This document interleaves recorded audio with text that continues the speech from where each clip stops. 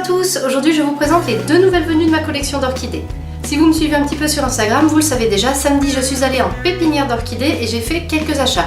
Alors je suis restée raisonnable, il y en avait énormément qui me faisaient envie, notamment des orchidées que je n'ai encore jamais cultivées, donc c'était très tentant. Ceci dit, je me suis limitée à deux nouvelles orchidées pour avoir le temps déjà d'apprendre à les connaître et à m'en occuper avant d'en acheter des nouvelles, et aussi parce que je sais que j'ai une autre pépinière à visiter, donc je veux me garder des possibilités. Donc je vais vous les présenter, on va les regarder de près, je vais vous parler un petit peu de leur culture, de leur entretien, sans rentrer non plus dans le détail, ça fera sûrement l'objet d'une nouvelle vidéo. Mon premier achat, c'est un Phalaenopsis mini-marque. Alors c'est un Phalaenopsis normal, ce n'est pas un Phalaenopsis miniature.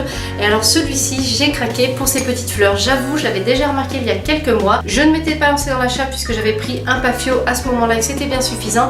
Mais là, je l'ai revu, franchement, je le trouve trop magnifique. Ce sont ces fleurs, tout le détail de ces petites fleurs qui m'attirent énormément. Alors elles sont blanches et oranges avec de petites taches mauves. Elles sont superbes, elles sont plus petites que d'habitude sont les fleurs de Phalaenopsis sur une tige de cette taille-là. Je trouve que ça lui donne encore un style différent des Phalaenopsis habituels et surtout j'aime beaucoup la couleur. C'est assez automnal comme coloris, alors c'est vrai que d'habitude ce ne sont pas des couleurs qui m'attirent, mais bon, il faut croire qu'on change tous un jour ou l'autre.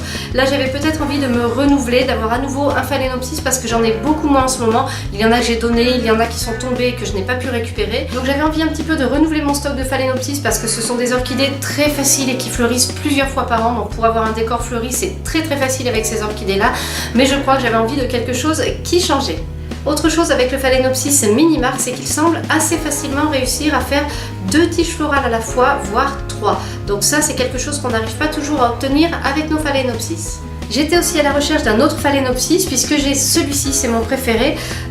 Je vous raconterai peut-être pourquoi un jour, mais il a un problème, il a une maladie et en fait il perd ses feuilles au fur et à mesure, donc à mon avis il ne va pas faire long feu, c'est probablement sa dernière floraison, celle-ci ou l'avant-dernière. Ces fleurs je les adore, j'adore leur contraste, le contraste entre la partie blanche et la partie rose, et j'ai un mal fou à retrouver exactement le même. Déjà je trouve peu de fleurs qui ressemblent à ça, et quand j'en trouve en général la partie blanche est plutôt crème, ce n'est pas le même contraste, ce n'est pas la même chose. Je l'avais acheté en supermarché, celui-ci c'est mon premier Phalaenopsis en fait, donc j'y suis énormément attachée, mais bon on verra bien, j'essaie de le faire durer le plus vite possible et je croise les doigts pour retrouver le même un jour. Ensuite, pour la deuxième orchidée, je suis sortie des sentiers battus, enfin de mes sentiers battus. J'ai choisi une orchidée que je n'avais encore jamais cultivée. C'est un Odontoglossum. J'en ai jamais eu de comme ça. Alors curieusement, au niveau de la couleur, on est un petit peu dans les mêmes teintes que le Phalaenopsis, donc c'est des couleurs qui ne m'attiraient pas du tout avant. Mais là, j'ai tapé dedans à 100%. Là, c'est ce qui m'a vraiment plu, c'est la couleur de ces pétales. Regardez cette espèce de couleur caramel, là, c'est très joli. Et puis la forme des pétales aussi, c'est très joli. Je trouve cette forme très découpée sur les côtés. Donc bingo, j'ai choisi celui-ci. Au niveau de l'entretien, je devrais m'en sortir si je respecte ses besoins. Ce n'est pas très compliqué, elle a besoin de pas mal de lumière. En revanche, il vaut mieux éviter le soleil direct parce qu'elle craint un excès de chaleur. Donc si je la mets au niveau de ma fenêtre plein sud, dès que le soleil va taper, il va se mettre à faire trop chaud, ça ne va pas le faire. Alors j'ai deux solutions, soit je vais la mettre à côté de mes Pafios, c'est une pièce avec une fenêtre au nord qui est très proche de l'emplacement des orchidées et une fenêtre à l'ouest qui apporte une lumière complémentaire mais sans que cette lumière ne vienne taper directement sur les plantes. Sinon j'ai une autre pièce avec une grande fenêtre au nord, donc malgré cette orientation elle est assez lumineuse. Je pourrais placer mon orchidée tout près de la fenêtre et comme ça elle bénéficierait un petit peu de la fraîcheur qui vient derrière les vitres et elle n'aurait jamais de soleil direct. Donc c'est une possibilité. Un autre point important par rapport à l'entretien de cette orchidée, c'est qu'elle apprécie d'avoir un séjour à l'extérieur à la belle saison. Donc il vaut mieux se l'offrir si on bénéficie d'une terrasse, d'un balcon ou d'un jardin.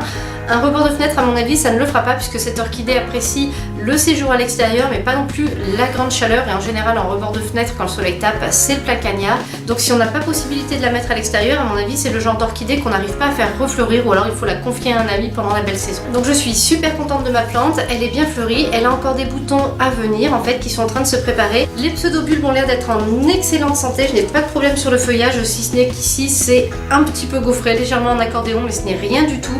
Donc la plante a l'air d'être en excellente santé, en excellent état. Donc normalement je devrais avoir une floraison assez longue et surtout je suis bien partie, j'ai un beau spécimen pour essayer d'obtenir une nouvelle floraison plus tard. Et voilà, vous savez tout sur le pourquoi et le comment de mon dernier shopping d'orchidées. Je suis vraiment contente parce que j'ai réussi à sortir de mes habitudes, même pour le Phalaenopsis. Ce n'est pas du tout le genre de Phalaenopsis que j'avais d'habitude. Finalement, j'avais un peu toujours le même style de plante là au niveau Phalaenopsis. Là, je suis partie sur un hybride totalement différent. Alors, ça va se cultiver comme tout bon Phalaenopsis. Mais en tout cas, j'ai des couleurs complètement différentes, des fleurs qui ne sont pas du même type. Et avec l'Odontoglossum, là, je pars sur une nouvelle orchidée. Donc, c'est un nouveau challenge. Cette vidéo est maintenant terminée, j'espère qu'elle vous a plu. Si vous avez des remarques, des questions, n'hésitez pas à les poster en commentaire. Merci et à bientôt pour une nouvelle vidéo.